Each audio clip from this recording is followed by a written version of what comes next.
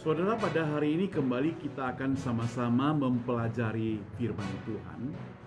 Dan bagian Alkitab yang saya mau ajak kita baca bersama adalah 1 Korintus pasal 3 ayat 10 sampai ayat 17. 1 Korintus pasal 3 ayat 10 sampai 17. Mari, kalau saudara sudah membuka Alkitab, saya akan baca buat Anda semua.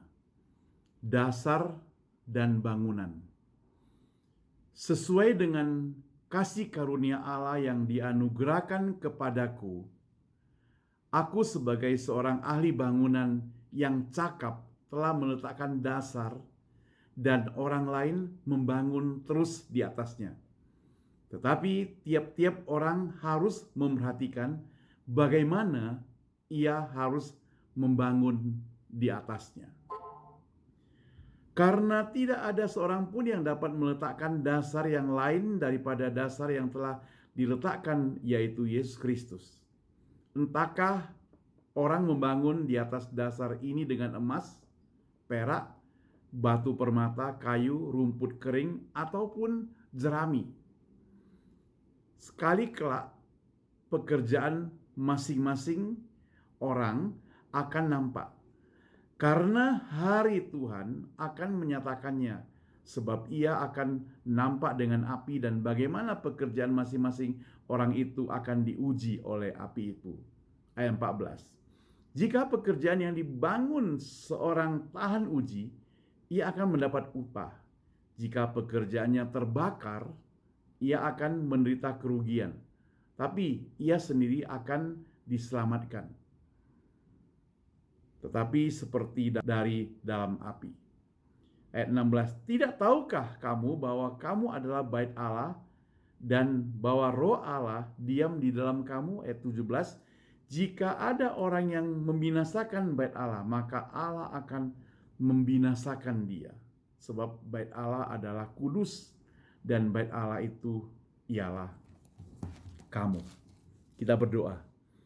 Bapa di surga, terima kasih pada hari ini kembali kami boleh bersama-sama untuk merenungkan firman Tuhan. Kami sudah baca firman-Mu, pakai hamba-Mu dan pakai kami semuanya yang sudah siap-siap untuk mendengarnya. Di dalam nama Tuhan Yesus kami sudah berdoa. Amin. Saudara, saya memberikan perenungan kita dengan tema kualitas hidup setiap orang percaya. Kualitas mutu hidup setiap orang percaya. Tadi firman Tuhan berbunyi demikian. Khususnya dalam 1 Korintus 3 ayat 11 sampai 13. Karena tidak ada seorang pun yang dapat meletakkan dasar lain daripada dasar yang telah diletakkan, yaitu Yesus Kristus. Sambung dengan, entahkah orang membangun di atas dasar ini dengan emas, perak, atau batu permata, kayu, rumput kering, atau jerami. Sekali pekerjaan masing-masing orang akan nampak. Karena hari Tuhan akan menyatakannya. Sebab ia akan nampak dengan api. Dan bagaimana pekerjaan masing-masing akan diuji oleh api itu. Itu demikian firman Tuhan. Saudara, kualitas seseorang tidak ditentukan oleh ilmu yang dia miliki. Tidak ditentukan oleh kekayaan yang dimiliki. Tidak ditentukan oleh penampilan yang dimiliki.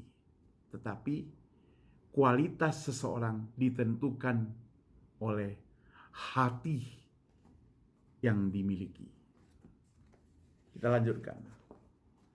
Dalam persaingan bisnis di dunia, saudara, semakin ketat ini, krisis ekonomi yang berkepanjangan, inflasi dan sebagainya, harga-harga barang naik dan sebagainya, baik yang di dalam maupun di luar negeri, maka banyak sekali perusahaan-perusahaan itu bangkrut. Apalagi COVID-19 yang menyerang. Pemutusan hubungan kerja sampai hari ini, ada banyak orang yang tidak bekerja secara normal ataupun tidak mendapat pekerjaan. Banyak perusahaan ditutup, nggak bisa dibuka kembali. Semuanya terjadi. Dengan demikian, orang-orang sangat sulit untuk bangkit kembali mencari pekerjaan. Walaupun sekarang ini sudah mulai agak normal, tapi tidak 100% normal. Kita perlu doakan untuk hal ini. Saudara yang saya kasih Tuhan, itu sebabnya banyak sekali orang mengadu nasib mereka untuk ke kota mencari pekerjaan. Bahkan ada yang ke luar negeri mungkin mendapatkan pekerjaan. Tapi karena kondisi masih belum stabil, COVID-19 masih belum tuntas, bertambah sulitlah untuk mendapatkannya. Saudara yang dikasih Tuhan, sebuah perusahaan misalnya, kalau untuk mencari seseorang yang bekerja di perusahaan itu, dia akan pasang syarat. Kalau kita perhatikan contohnya, kalau kita baca di surat kabar, majalah, internet, ataupun syarat-syarat penerimaan tenaga kerja, dia akan kasih syarat-syarat sebagai berikut. Banyak, saudara. Pertama, pria, wanita, maksimal 35 tahun. Artinya kalau dia berumur 36, sayonara, nggak boleh lagi. Pendidikan minimal S1, strata 1, dengan indeks prestasi 3,5, 50. Kalau kurang dari itu atau sebelum S1 tidak boleh. 3, memiliki surat izin mengemudi SIM A, lebih diutamakan yang punya mobil sendiri. Bayangkan, syarat-syaratnya mulai bertambah sulit. 4, menguasai komputer. 5, menguasai bahasa Inggris, Mandarin, pasif gak apa-apa. 6, pengalaman kerja di bidangnya minimal 2 tahun.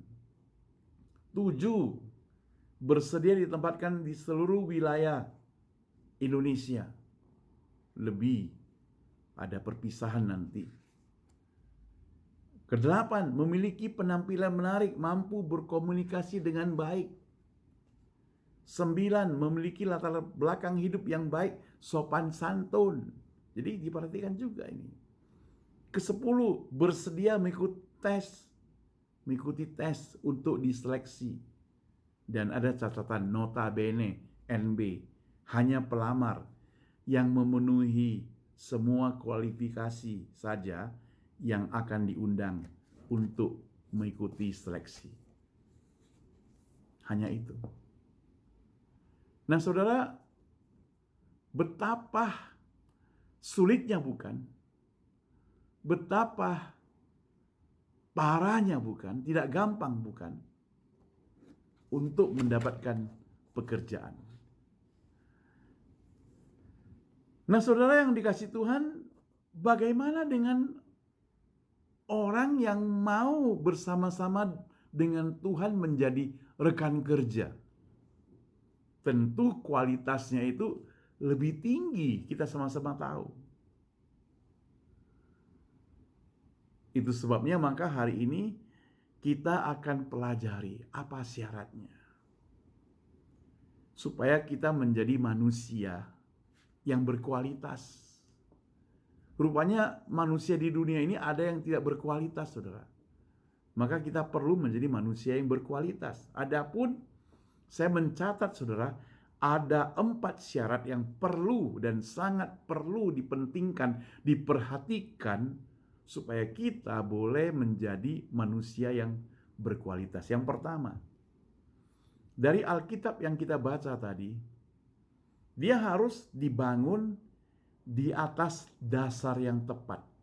Perhatikan 1 Korintus 3 ayat 10 sampai 11. Saudara boleh baca kembali ulang ayat itu. Dibangun di atas dasar yang tepat. Dasar apakah itu? Tentunya dasarnya tadi sudah kita baca, yaitu Yesus Kristus. Saudara, ketika Rasul Paulus pergi pelayanan ke kota Korintus, ia sudah berkomitmen bahwa yang diberitakan di sana adalah Yesus Kristus. yakni dia yang disalibkan di atas kayu salib, kemudian dia yang mati, bahkan dia yang bangkit, saudara. Paulus sesungguhnya sedang meletakkan satu dasar yang kokoh, yang kuat, dan bukan hanya itu, tapi satu dasar yang kekal.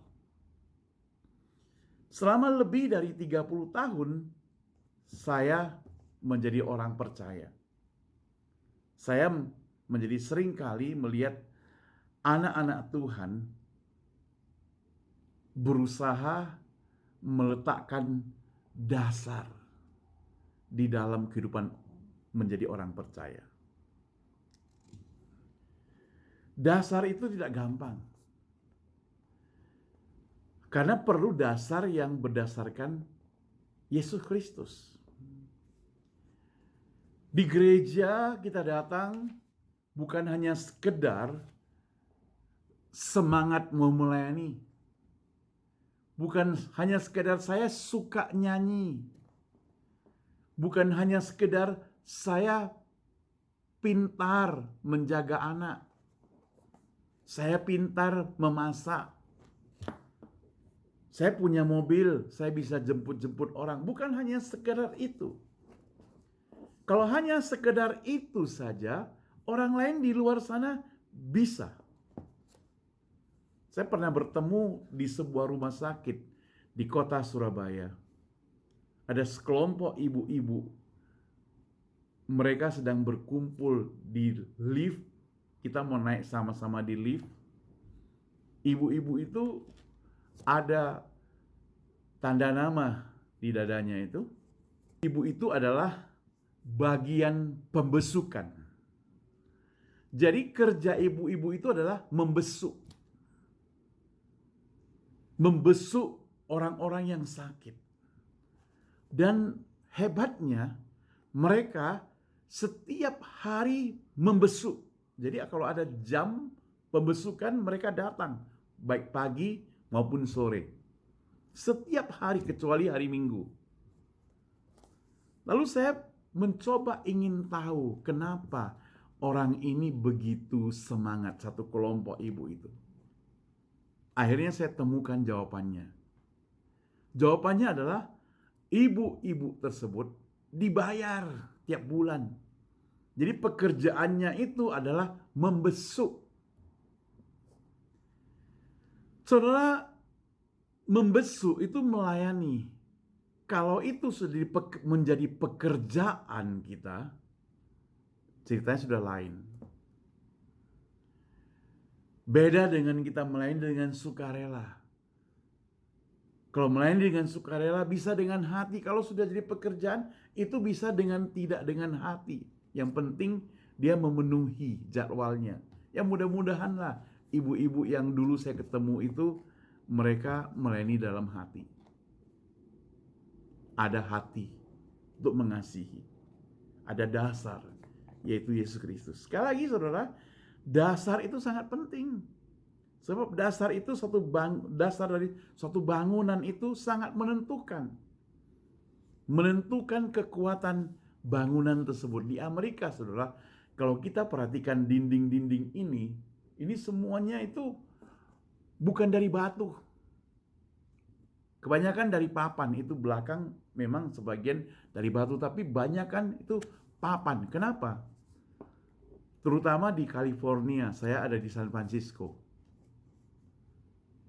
Di sini adalah tempat yang rawan gempa. Jadi kalau kayu, kalau gempa itu lebih elastis kan.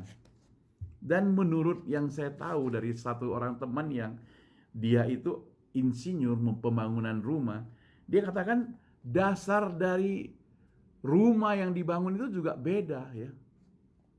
Dibuat elastis. Jadi kalau gempa bisa goyang-goyang sedikit, gak masalah. Jadi tidak akan tumbang katanya. Di sinilah kita lihat bahwa bangunan itu yang dipentingkan dasar. Kalau dasar itu tidak kuat, seperti firman Tuhan katakan, orang membuat bangunan di atas pasir dasarnya, maka datang air laut mengalir menabrak akan roboh. Tapi kalau dia dirikan bangunan di atas batu, dia akan kuat, dia akan kokoh. Semakin kuat berarti semakin bermutu. Semakin bermutu manusia tentunya semakin yang tinggal di dalamnya itu lebih leluasa, tidak takut roboh. Dan harganya itu bakal tinggi, mutunya tinggi. Demikian juga kehidupan orang percaya. Tentunya semakin kuat kepercayaan kita kepada Tuhan Yesus, maka semakin kuat pula kita dapat menghadapi tantangan, rintangan yang ada. Saudara, kita tidak bicara tentang bagaimana kita mengatasi rintangan, tapi justru bagaimana kita menghadapi. Jangan menghindari, tapi bagaimana kita menghadapi rintangan. Kalau ada dasar yang kuat, kita diberikan keberanian. Ingat, Roh Kudus akan menolong kita. Kalau sandaran kita kepada Yesus Kristus itu kuat, maka tidak perlu dikhawatirkan lagi. Inilah yang dimaksud dengan dasar yang tepat. Kita perlu ingat, kita perlu bersandar pada dasar yang tepat. Yang kedua, saudara. Kalau tadi yang pertama dibangun atas dasar yang tepat, maka kedua dibangun dengan bahan-bahan yang tepat. Kalau dasarnya sudah bagus, tapi bahannya itu bahan abal-abal, tidak bermutu, percuma. 1 Korintus 3, 12-17. Rasul Paulus menggambarkan ada dua jenis bahan bangunan yang berlawanan baik segi mutu dan harga. Kedua jenis itu digambarkan dengan bangunan yang bertolak belakang. Dasar bangunan yang kuat dan dasar bangunan yang tidak kuat. Yang kuat akan kokoh, yang tidak kuat akan roboh, saudara. Yang pertama, emas, perak, batu permata. Yang kedua, kayu, rumput kering, jerami. Saudara, apa bedanya? Emas, perak, dan permata, dia akan tetap kekal, tahan lama. Kayu, rumput kering, jerami, sifatnya sementara, akan segera lenyap. Lalu kalau emas, perak, batu permata, bagus, mahal, sulit diperoleh, saudara. Kalau saudara pergi ke rumah orang, saudara sulit untuk menemukan emas, perak, batu permata. Karena mereka akan simpan baik-baik, bahkan di brankas. Mereka masukkan di situ, dikunci. Kuncinya disimpan juga penuh rahasia. Tidak boleh orang tahu. Tapi kalau kayu, rumput kering, jerami, biasa, bahkan jelek, murah, mudah diperoleh. Kalau kita ke rumah orang, kita bisa ketemu debu, kayu yang rumput kering, jerami, dapat kita ketemukan. Jadi emas, perak, batu permata itu sangat dihargai. Sedangkan kayu, rumput kering, jerami tidak dihargai, bahkan letaknya itu di tong sampah, saudara. Nah, kira-kira apa yang digambarkan oleh Rasul Paulus dengan contoh-contoh bangunan ini, saudara? Sekali lagi, Rasul Paulus tidak bicara tentang orang karena orang-orang Kristen adalah batu hidup. Lihat 1 Petrus 2:5. Coba Anda lihat kembali pasal 1-3. Di sana Paulus banyak bicara untuk mengoreksi pandangan jemaat Korintus tentang hikmat. Jemaat di Korintus rupanya berusaha membangun manusia atau hikmat dunia, padahal seharusnya mereka bersandar pada hikmat Allah seperti yang tertuang dalam firman Allah. Hal ini juga menjelaskan kepada kita bahwa seorang anak Tuhan, seorang yang cinta Tuhan, seorang yang disebut hamba Tuhan, harus sungguh-sungguh menimbah firman Tuhan, Alkitab, menggalinya seperti menimbah emas, perak, dan batu permata yang berharga. Kemudian dibangun kebenarannya atas hidup-hidup kita.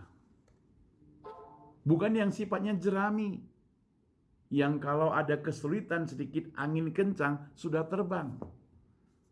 Sudah ada masalah sedikit cepat sekali goyah. Maka anak Tuhan yang berkualitas tatkala mendengarkan khotbah berupa teguran, ia akan mengevaluasi diri dan bertobat. Tapi kalau dia dibangun di atas bahan yang tidak berkualitas, jerami, sampah, maka dia mendengar firman Tuhan, apalagi berupa teguran, sakit hati, marah. Saudara yang dikasihi Tuhan, permisi tanya kepada kita sekalian. Anda sedang membaca Alkitab tidak? Anda sedang membaca firman Tuhan tidak? Anda sedang membaca ayat-ayat yang tadi tidak? Di mana kita dapat memperoleh kayu rumput kering jerami? Saya yakin di halaman rumah kita bisa temukan. Tadi pagi saya sudah sapu sampah sedikit di luar rumah karena daun-daun itu berguguran. Padahal itu punya tetangga, tapi gugur dan terbang masuk ke rumah kami. Rumah kami itu bentuknya U. Jadi kalau angin kencang, tampung semua daun-daun dan sampah. Saya sapu. Nanti besok akan sapu lagi. Mungkin sebentar kalau saya cek sudah kotor lagi, akan sapu lagi. Itulah pekerjaannya. Tapi sampah itu disapu bukan untuk dibawa masukkan dalam berangkas, enggak. Disapu, dimasukkan dalam plastik sampah tentunya, dan dimasukkan dalam tong sampah.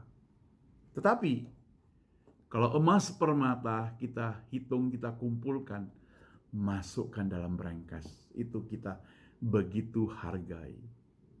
Kita mau jadi orang percaya yang seperti emas permata, bukan? Tidak mau jadi orang percaya yang sampah, bukan? Itu sebabnya kita perlu hidup dengan hidup yang bermutu tinggi. Orang yang hidupnya bermutu tinggi, dasarnya itu adalah firman Tuhan. Tingkah lakunya itu tidak akan melanggar firman Tuhan. Dia bisa jatuh nggak? Bisa.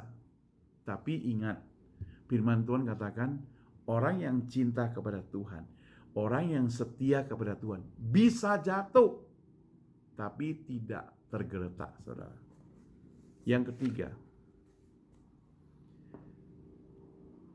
dibangun menurut rencana yang tepat. Jadi, kalau tadi yang pertama dikatakan dengan dasar yang tepat, yang kedua dengan bahan yang tepat, dengan rencana yang tepat. Jadi harus direncanakan dengan rencana yang tepat. Kalau rencana yang tidak tepat, bahaya. Bisa salah. Mungkin kita mengira dan kita kaget bahwa tatkala di dunia kita sebagai direktur, kita sebagai manajer, sukses di perusahaan besar, pemimpin yang sangat terkenal, pemimpin di perusahaan yang banyak sekali pegawainya. Namun saudara, ketika engkau menjadi pemimpin di gereja, engkau sulit menerapkan itu semua. Kenapa? Karena yang engkau hadapi itu manusia. Dan mereka tidak digaji. Di perusahaan yang engkau pimpin, mereka digaji, mereka takut. Kalau tidak taat, mereka bisa dipecat. Saudara suruh apa saja, mereka mau, mereka bisa. Tapi di gereja kan tidak bisa demikian. Engkau paksakan, mereka tinggalkan engkau. Engkau paksakan, mereka cemberut, atur-atur katanya. Marah. Itu sebabnya kalau anak-anak Tuhan yang kita pimpin itu tidak benar-benar cinta kepada Tuhan, maka orang itu akan menjadi orang percaya yang sulit. Perhatikan bahwa prinsip pelayanan murid Tuhan Yesus seperti ini. Mereka mengatakan, emas dan perak aku tak punya. Namun di dalam nama Tuhan Yesus, bangkit dan berjalan. Pelayanan yang mereka kerjakan sanggup mengubah dunia. Luar biasa. Ini yang dikatakan Allah mempunyai rencana khusus bagi setiap gerejanya. Kita sebagai anak-anak Tuhan juga demikian. Ada rencana yang tepat, ada target. Kalau mereka belum bisa dipimpin, mereka perlu diajarkan firman Tuhan dari awal, dari dasar, terlebih dahulu. Setiap hari, setiap saat, harus dibimbing. Seorang anak mengeluh kepada ayahnya mengenai kehidupannya dan bertanya mengapa hidup ini terasa berat baginya. Ia tidak tahu bagaimana menghadapinya. Ia hampir menyerah. Ia sudah lelah berjuang. Sepertinya setiap kali ia menghadapi masalah itu sudah selesai, tapi timbul lagi. Ayahnya itu seorang koki. Kemudian membawanya ke dapur. Ia mengisi 3 buah panci dengan air dan meletakkannya di atas api kompor. Setelah air yang dipanci itu mendidih, kemudian ia menaruh wortel ke dalam panci pertama, telur di panci kedua, kopi bubuk di panci yang terakhir. Ia membiarkannya mendidih tanpa berkata-kata. Si anak juga bungkam dan heran, serta menunggu dengan tidak sabar, sambil memikirkan apa sebenarnya yang sedang dikerjakan oleh sang ayah. Setelah 20 menit, si ayah mematikan api kompor, kemudian menyisihkan wortel dan meletakkannya di mangkok. Dia mengangkat telur, meletakkannya di mangkok. Yang kedua, menuangkan kopi di mangkok, dan yang ketiga, itu dia lakukan. Lalu ia bertanya pada anaknya, "Apa yang kau lihat anakku?" "Wortel, telur, dan kopi," jawab si anak. Ayah kemudian mengajaknya mendekat, meminta merasakan wortel. Ia melakukannya dan merasakannya bahwa wortel itu terasa lunak. Ayah lalu memintanya mengambil telur, memecahkannya. Setelah membuang kulitnya, ia mendapati telur itu yang sudah matang direbus dan mengeras. Terakhir ayahnya memintanya untuk mencicipi kopi. Ia tersenyum ketika mencicipi kopi dengan aroma yang khas. Tanda kutip kapal api, bukan promosi ya. Setelah itu si anak bertanya, "Apa arti semua ini ayah?" Apa yang kita bisa pelajari? Wortel, telur, dan kopi menghadapi kesulitan yang sama. Mereka sama-sama dimasak, direbus, tetapi masing-masing menunjukkan reaksi yang berbeda. Wortel yang keras, kuat, sukar dipatahkan, setelah direbus jadi lembek. Telur yang sebelumnya mudah pecah, cangkangnya tipis, dia yang berupa cairan, setelah direbus menjadi mengeras.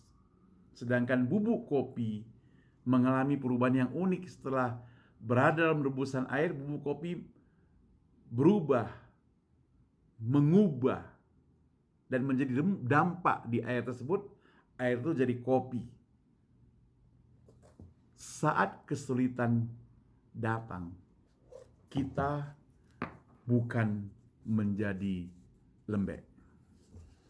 Kita bukan mengeras, tetapi kita harus menjadi lebur. Ketika kita lebur di dalamnya, itu berarti kita sanggup menghadapinya. Bahkan kita menjadi dampak, kita jadi kuat, kita menjadi yang berpengaruh. Kesulitan membuat kita menjadi berpengaruh.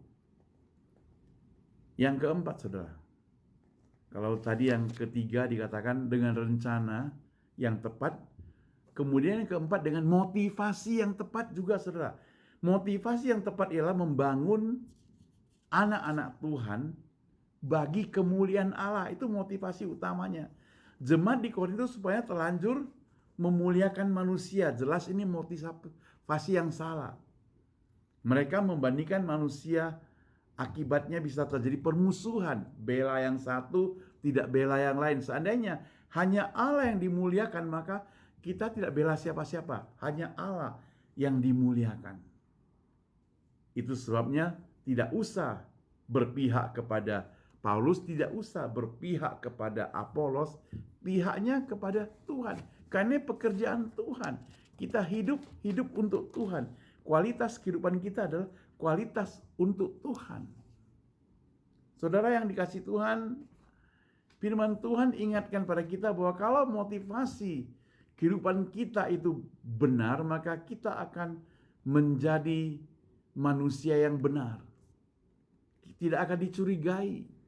Kalau motivasi kita salah, maka kita akan menjadi tidak benar. Kita akan dicurigai. Karena mungkin hanya mementingkan diri sendiri. Kita hanya pentingkan keluarga kita sendiri. Kita hanya pentingkan kelompok kita sendiri. Itu sebabnya kalau motivasinya untuk Tuhan, kita tidak pentingkan kelompok kita. Kita pentingkan untuk Tuhan. Kita rindu menjadi umat Tuhan, orang percaya yang hidupnya berkualitas. Kalau berpihak, tidak berkualitas. Tapi kalau berpihak kepada Allah, itu baru yang disebut kualitas. Kalau berpihak kepada manusia, kita bisa bertengkar.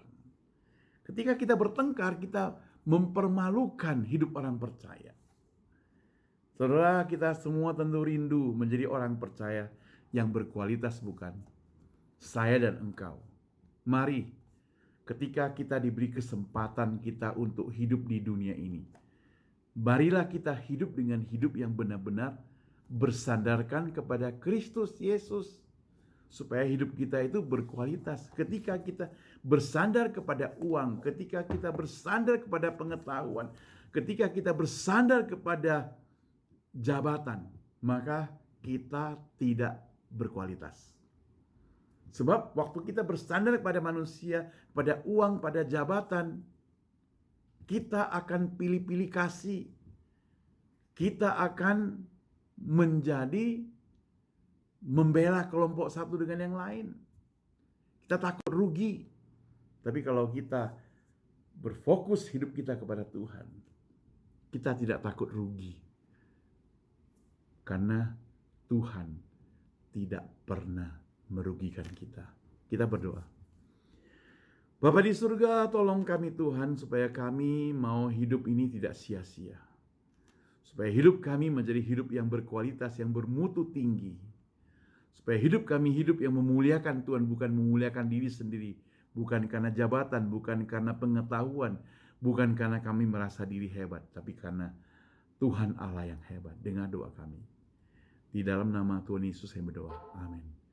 Terima kasih, Tuhan memberkati kita sekalian. Jikalau video ini menjadi berkat bagi Anda, saudara, silakan share kepada teman-teman Anda, supaya mereka juga mendapatkan berkat melalui video ini.